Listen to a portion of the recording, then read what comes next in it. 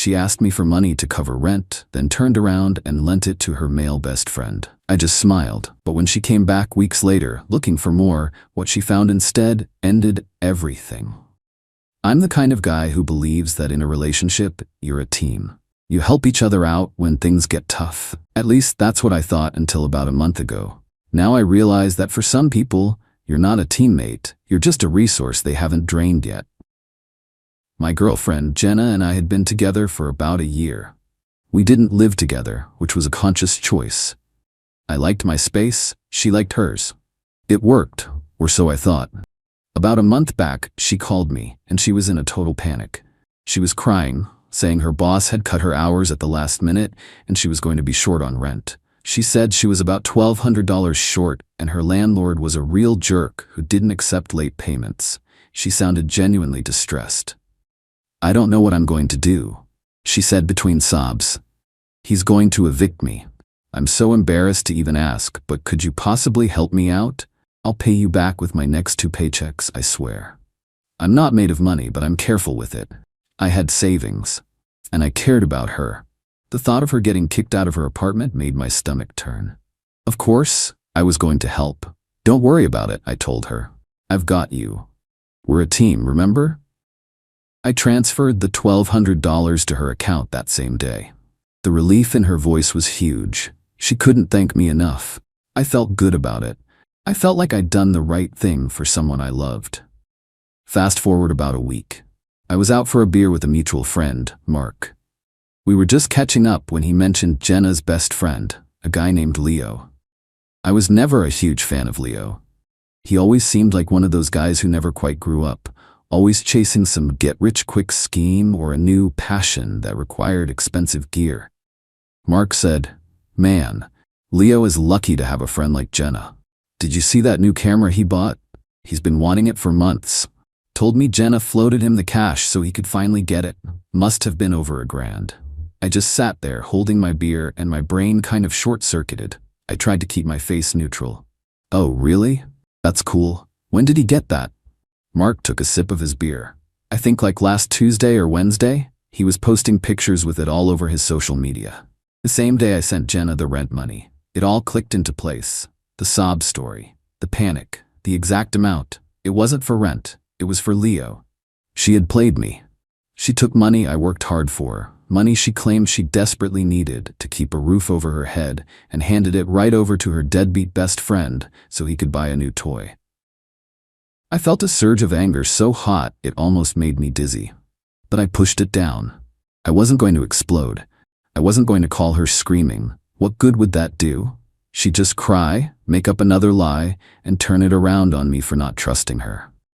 No, this required a different approach. When I saw her that weekend, I didn't say a word about it. I just smiled. She was all smiles too, telling me how her landlord was so relieved she paid on time. I just nodded along, listening to the lies pour out of her mouth. And in that moment, I knew we were done. The relationship was over. She just didn't know it yet. I decided right then that I was going to get my money back. Not just the money, but I was going to get the truth out in the open. She used me, and she used my trust as a weapon against me.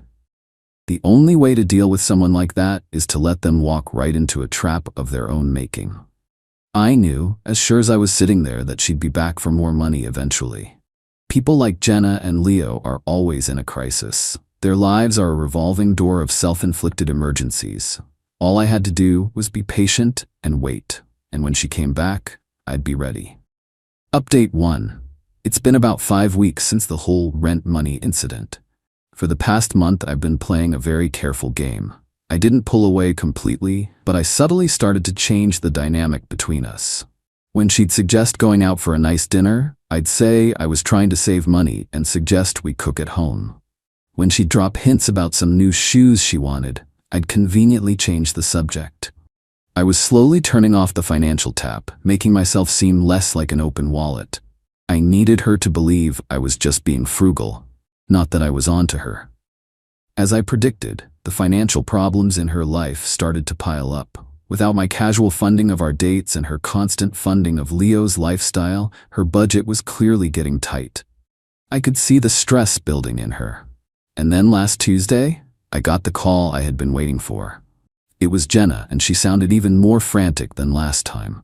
"You are not going to believe my luck," she started, her voice already shaky. "My car just completely died on the highway. I had to get it towed, and the mechanic just called. The transmission is shot. It's going to be at least $900 to fix. I don't have it. I literally don't know how I'm going to get to work." It was almost comical. The second verse of the same song. She hit all the right notes. The sudden disaster, the specific amount of money needed, the helplessness. She finished with the line I knew was coming. "I hate to ask you again. I'm so embarrassed. But could you possibly help me out? I'm desperate." I took a breath. Showtime. "Wow, that's terrible," I said, putting just the right amount of concern in my voice. "Of course I want to help. This is serious. Listen, come over to my place tonight around 7. We'll sit down, figure it out, and I'll write you a check." She was so relieved she was practically crying. "Oh my God, thank you. You're literally saving my life." "Don't worry about it," I said. "That's what I'm here for." As soon as I hung up with her, I made my second call. I found Leo's number in my phone from a group chat we'd been in months ago. I sent him a text. "Hey Leo, it's Alex, Jenna's boyfriend. Quick question for you. Do you still have that camera you bought last month? The really nice one?" He texted back a minute later. "Yeah man, it's awesome. Why?" I replied, "Great. I'm thinking of getting into photography and I'd love to see it, maybe get your opinion before I buy one. Would you be able to swing by my place tonight around 7:15? I'll buy you a beer for your trouble." He jumped at the chance to show off his gear and get a free beer. "For sure, dude. See you then." The trap was set. That evening, I was calm. I felt like I was watching a movie that I had written and directed. Jenna arrived right at 7, a worried look on her face. She came in and gave me a hug. "Thank you so much for doing this. You're the best." "Of course," I said, leading her to the living room. "Have a seat. Let's talk about the car." She launched into the whole story again, adding extra details about the tow truck driver and the shady mechanic. I just nodded along, letting her dig the hole a little deeper. Right on cue, at 7:15, my doorbell rang. Jenna looked confused. "Are you expecting someone?" "Just a friend," I said, getting up to answer the door. I opened it, and there was Leo, camera bag slung over his shoulder, a big grin on his face. "Hey man, what's up?" His smile vanished the second he saw Jenna sitting on my couch. Her jaw literally dropped. The look of pure panic in her eyes was exactly what I had been waiting a month to see. I closed the door behind him. "Leo, thanks for coming. Jenna, look who it is. What a coincidence." They both just stared at each other, then at me. They knew something was wrong. I walked back to the center of the room and looked at them both. I didn't raise my voice. I just stated the facts. "Jenna, you came here tonight because you need $900 to fix your car. That's a tough spot to be in. Especially since you're still paying me back the $1,200 I lent you for rent last month." I paused, letting that hang in the air. "The thing is," I continued, turning to Leo, "I was talking to Leo here, and he just bought this amazing new camera. Cost about $1,200, I think. He bought it the same day you were having your rent emergency, Jenna." Jenna's face went white. Leo looked like he wanted the floor to swallow him whole. I kept going, my voice still perfectly level. "So, I was thinking, we're all friends here.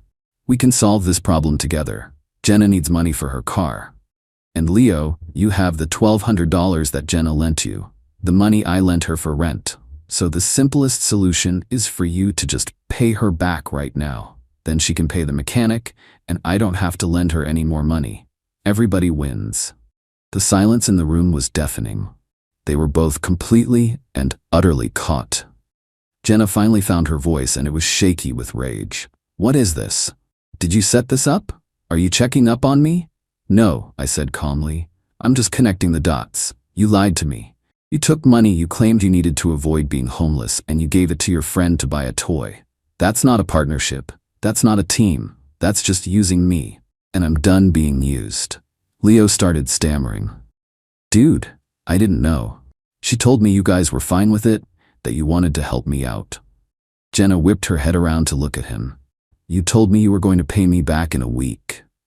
It was beautiful. They immediately turned on each other, the lies unraveling in real time. He was a mooch, and she was a liar, and they were both furious that their little scheme had been exposed. I let them argue for another minute, then I held up my hand. Enough. I don't care about the details of your arrangement. All I care about is that my involvement is over. Jenna, we're done. Don't call me, don't text me, and Leo, enjoy the camera. You both deserve each other. I pointed to the door. Both of you, get out of my apartment. Now. They left, not even looking at each other on the way out. As I closed the door behind them, I felt nothing but relief. The drama, the lies, the disrespect, it was all over. And it had ended on my terms. Final update. It's been about 3 months since I kicked Jenna and Leo out of my apartment. I figured I owed you guys a final update on how everything shook out. The silence from her was immediate and absolute, but the consequences of her actions took a little longer to fully bloom. First off, after that night, I blocked her number and all of her social media accounts. I wanted a clean break, no chance for her to try and spin some new sob story. A couple of weeks later, though, I started getting texts from her friends, mostly her best friend Amy. They were all the same. Jenna is a mess. You were so cruel to her. You humiliated her. She made a mistake. You need to talk to her. I only responded to one, to Amy. I wrote back, Jenna lied to me and took $1,200 under false pretenses. She prioritized her friend's new toy over her own financial security and our relationship's trust. What happened was not cruelty. It was a consequence. Please don't contact me about her again. The messages stopped after that. But the part I know you're waiting for is about the money. I wasn't gonna just let $1,200 go. It wasn't about the amount, it was about the principle of the thing. She didn't just take my money, she stole my trust. So I took a half day off from work and went down to the county courthouse. I filed a small claims case against her for the $1,200.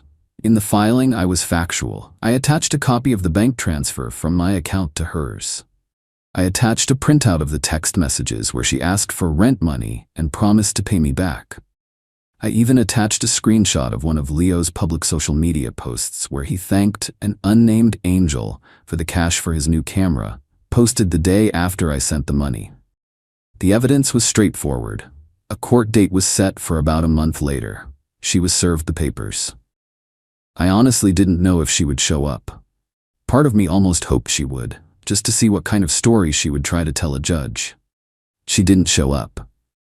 I stood there in the courtroom, presented my evidence to the judge, and because she wasn't there to contest it, I won a default judgment for the full amount plus my court filing fees. I now had a legally binding document that said she owed me the money. Getting the money from a judgment isn't always easy, but her actions made it simpler. I knew where she worked. I filed for a wage garnishment. It took a few weeks for the paperwork to go through, but then it started. A certain percentage of her paycheck was automatically sent to me every 2 weeks until the debt was paid in full. There was nothing she could do about it. Every payday, she got a little reminder of the consequences of her lie. As for her life, I've heard bits and pieces through the grapevine. Her friendship with Leo completely imploded, just as I expected. He never paid her back, and once her personal bank, me, was no longer open for business, he lost interest in being her best friend. He was a user, plain and simple. Without my help, and with a chunk of her paycheck being garnished to pay me back, Jenna's financial situation got really bad. The car trouble she had invented became a real problem when she couldn't afford other repairs that came up. About a month ago, Mark told me that she had to break her lease, pay a massive fee, and move back in with her parents in another state. So in the end, her lie became her reality. She cried to me about the fake threat of losing her apartment, and just a few months later, she actually did lose her apartment because of the real consequences of that lie. She lost her boyfriend, her best friend, her financial independence, and her place to live. All for a camera. I got my last garnishment payment about a week ago. The full $1,200 plus fees. It's not even about the money.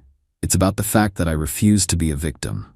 I didn't yell. I didn't rage. I just calmly and legally held her accountable. She thought I was a pushover, an easy mark. She found out I'm not. She learned that actions have consequences, and sometimes those consequences come with court-ordered paperwork. And me? I'm doing great. My savings account is back where it should be, and my life is free of drama. Best $1,200 I ever spent. It was the cost of a valuable lesson and the price of getting a liar out of my life for good.